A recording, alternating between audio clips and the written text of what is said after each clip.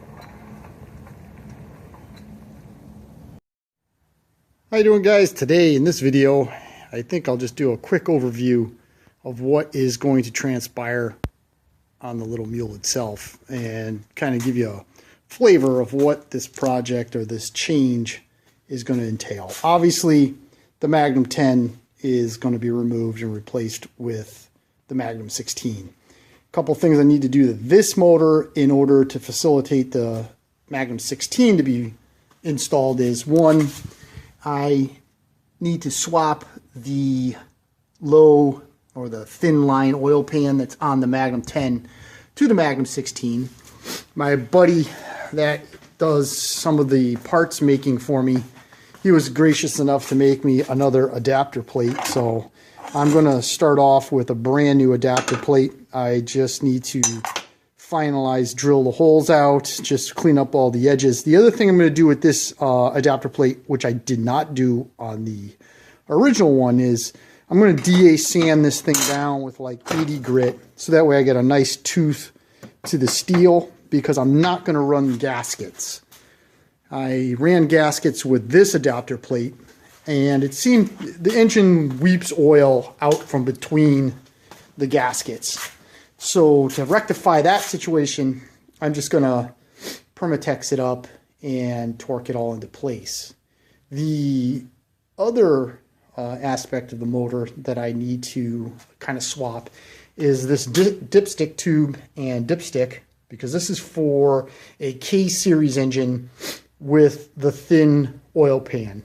So I need that, so I'm going to have to take that off this motor.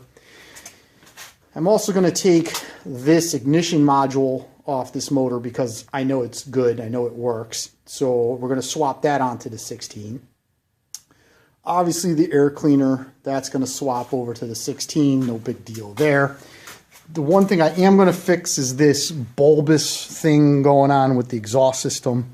I got some new Kohler elbows, so I'm going to cut this probably like right here and right here. And I'm going to put a new elbow in, and then I'm going to modify an elbow here and weld it all together to get rid of this, because I used a piece of electrical conduit for this piece, and it's just, it doesn't look good. It's always drove me nuts. So before I take the engine off, I'm going to fix that and tack weld it all together, and then obviously I'll send it out and have it recoated.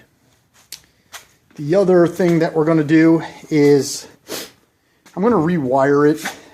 Not completely, but there are some, it's just messy. One of the things I did was I put all the relays in the hood stand, which was a good concept at the time, and I really liked it because it hid everything, but It's an absolute nightmare to work on if you have a little bit of an electrical problem because it's so tight in there.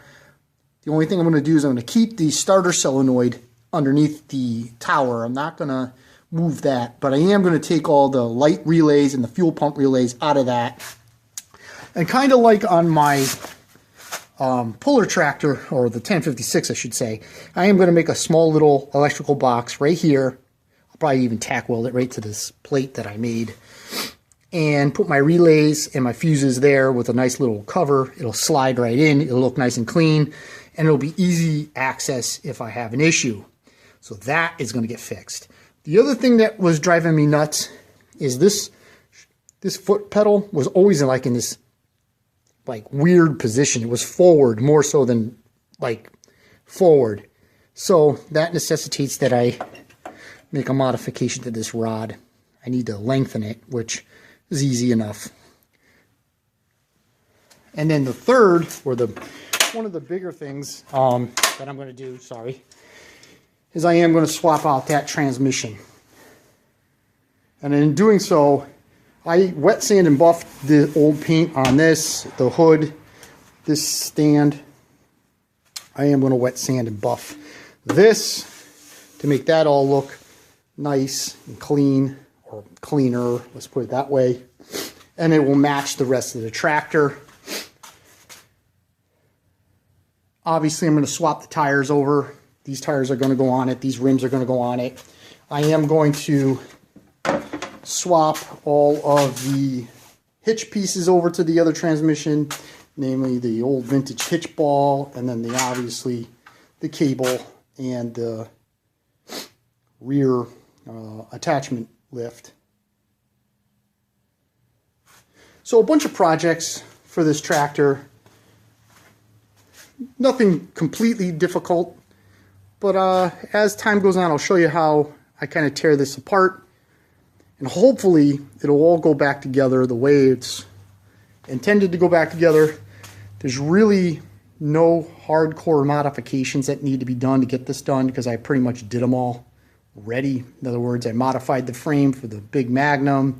The exhaust is pretty much all done. It just needs to be fixed a little bit or made to look a little better.